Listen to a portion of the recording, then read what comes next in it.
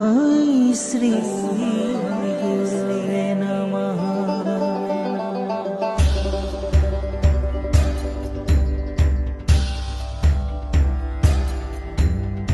अखण्डमण्डलाकारं व्याप्तं येन चराचरं तत्पदं दर्शितं येन तस्मै श्री गुरवे नमः।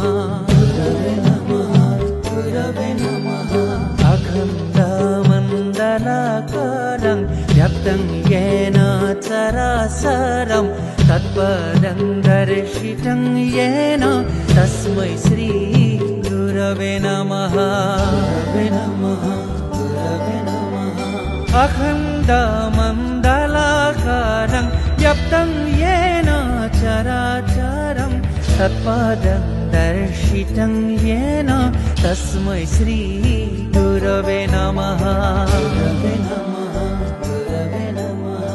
अखण्डमण्डलाकारं व्याप्तं येन चराचरं तत्पदं दर्शितं येन तस्मै श्री गुरवे नमः।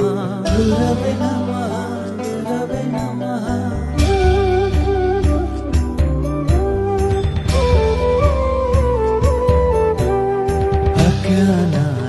अज्ञानातिमिरन्धस्य ज्ञानञ्जनशलाकाय चक्षुरुन्मीलितं येन तस्मै श्री गुरवे नमः।